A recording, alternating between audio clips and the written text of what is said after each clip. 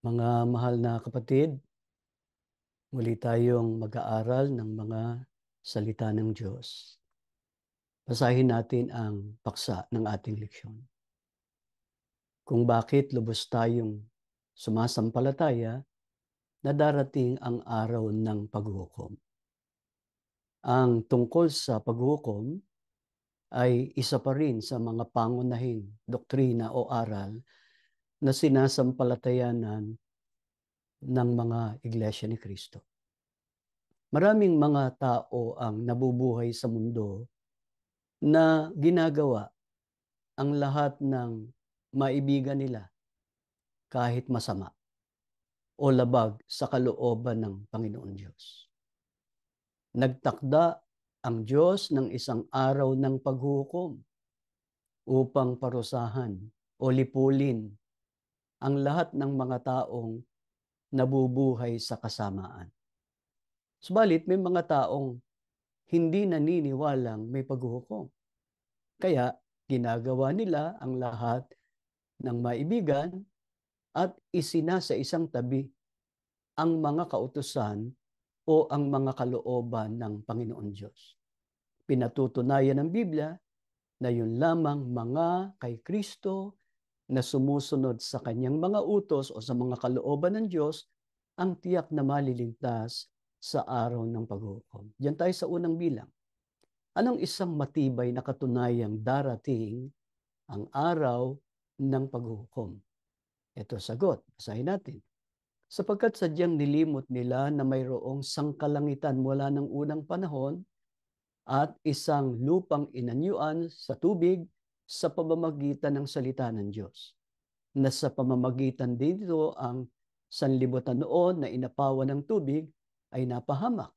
Ngunit ang sangkalangitan ngayon at ang lupa sa pamamagitan ng gayunding salita ay iningatang talaga sa apoy na itinataan sa araw ng paghuhukom at ng paglipol sa mga taong masama. Ang araw ng paghuhukom ay tiyak na darating sapagkat sinalita o itinakda ng Diyos.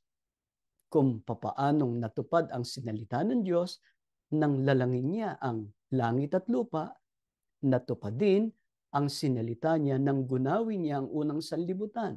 Sa pamamagitan ng malaking baha sa panahon ni Noe, matutupad din ang paghukom sapagkat sinalita rin yon ng Panginoon Diyos. Subalit, sa araw ng paghukom, apoy, hindi na tubig.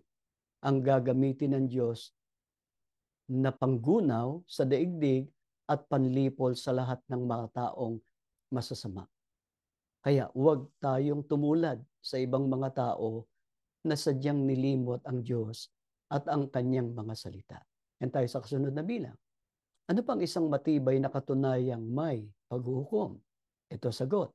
At kung paanong itinakda sa mga taong mamatay na minsan at pagkatapos nito ay ang paghuhukom.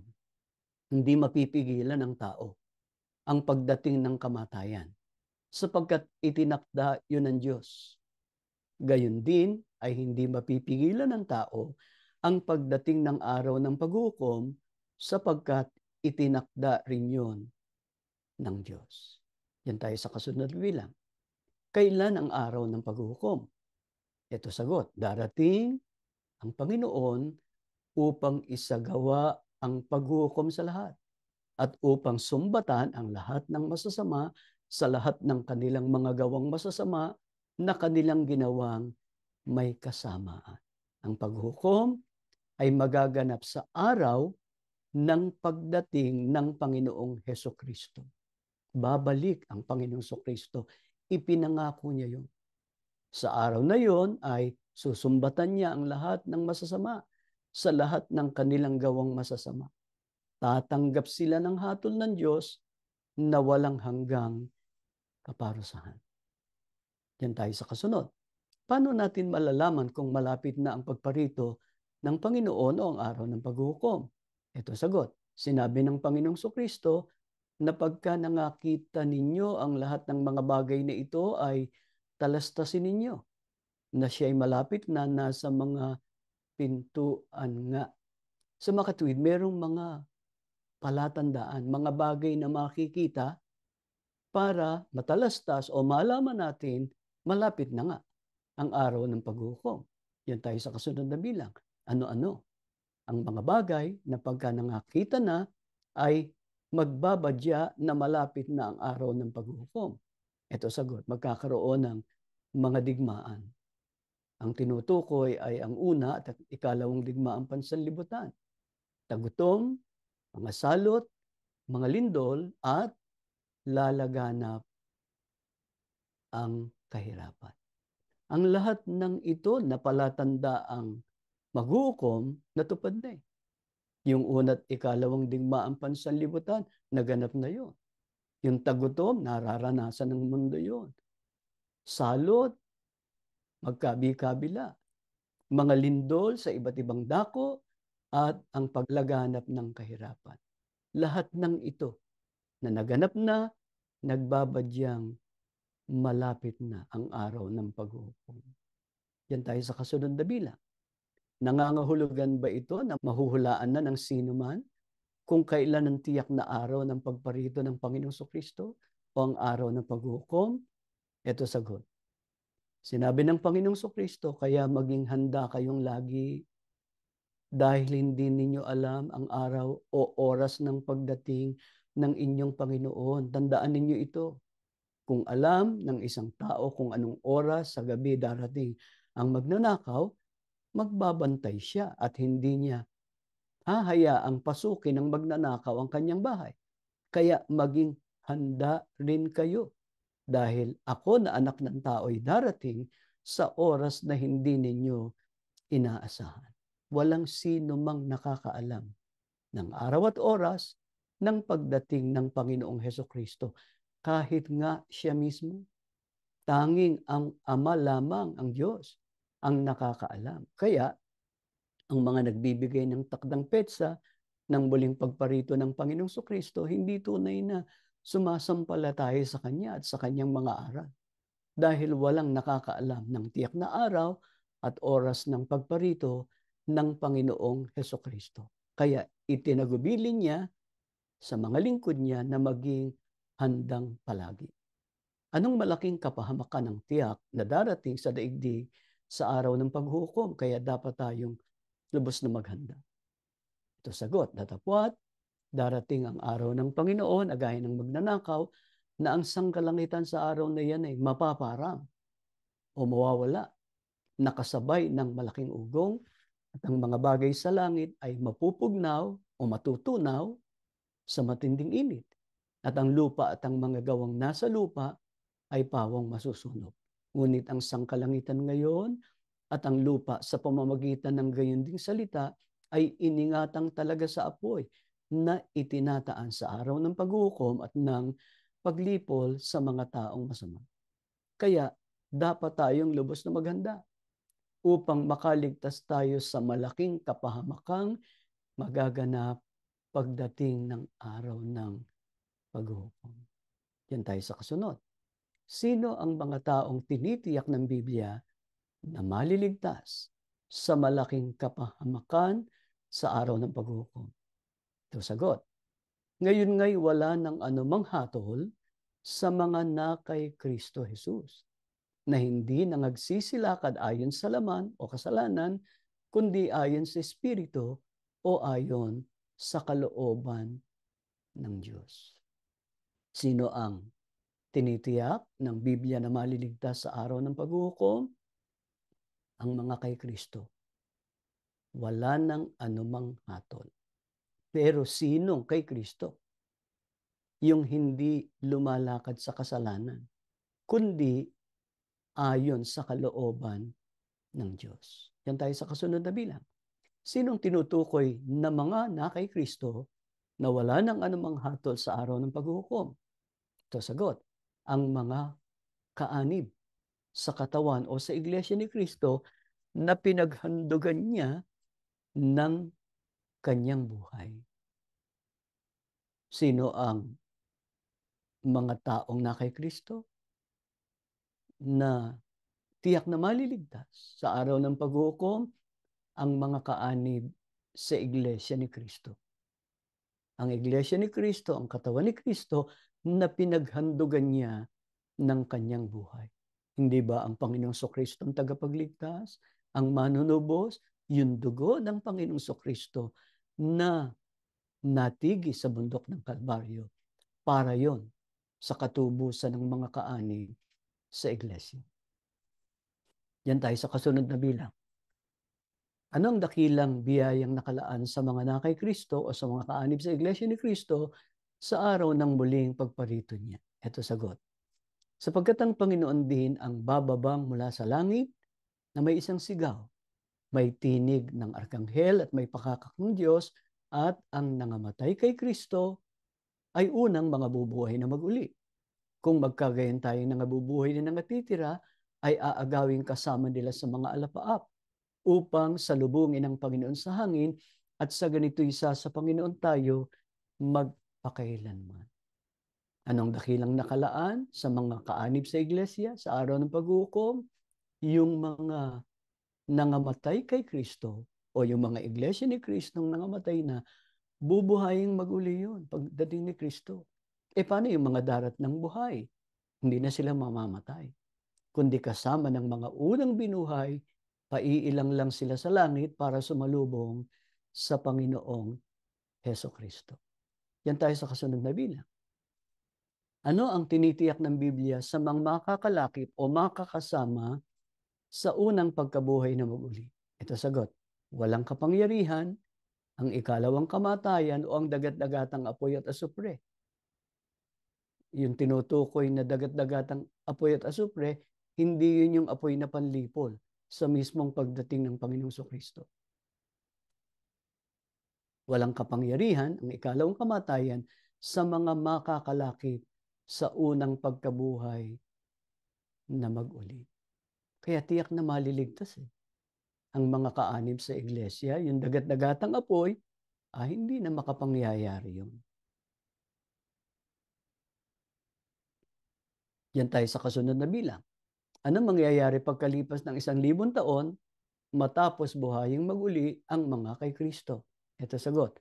Ang iba sa mga patay o ang mga nangamatay na hindi kay Kristo ay bubuhayin din pagkatapos ng 1,000 taon. Subalit, kasama ng diablo na dumaya sa kanila, sila'y ibubulid sa dagat-dagatang apoy at asupre, at sila'y pahihirapan araw at gabi magpakailan kailanman. Sawing palad ang hindi naging kay Kristo o hindi naging iglesia ni Kristo. Kailangan talaga ng taong iglesia ni Kristo. Kaya nga kahit na nagkaganito ang iglesia, itiniwalag ang marami sa atin, nagpapahalaga pa rin tayo sa ating pagka-iglesia ni Kristo. Bakit? Yun ang ikapagtatamo natin ng kaligtasan.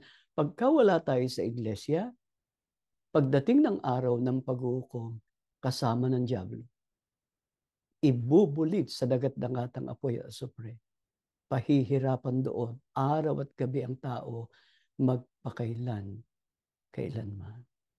Kaya pagsikapan natin na maingatan ang ating pagka-iglesia ni Kristo. Yan tayo sa kasunod na bilang. Alin ang dako kung saan ay makakapiling natin ang Panginoon magpakailanman, at anong magiging uri ng pamumuhay natin doon? Ito sagot. Ang bayang banal o ang bagong Jerusalem. Sa banal na dakong iyon ay wala ng pagluha, kamatayan, dalamhati at sakit, sapagkat ang lahat ng mga bagay ng una ay naparang na. Pagka binuhay niya na mag-uli ng Panginoong Kristo ang mga maliligtas at kinuha ang lahat ng nanindigan sa pagsunod sa Kanya, dadali niya doon sa bayang banal na yun din ang bagong Jerusalem, ang bagong lupa na may bagong langit. Doon sa dakong iyon, wala nang pagluha, wala nang kamatayan, dalamhati at sakit.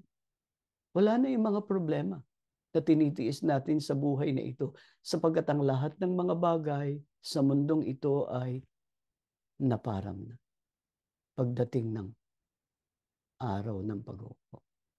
Yan tayo sa kasunod na bilang. Sinong tinitiyak ng Biblia na maninirahan sa bayang banal at magtatamo ng walang hanggang buhay? Ito sagot, ang magtagumpay sa kasamaan at mga pagsubok sa buhay. Kailangan nating magtagumpay.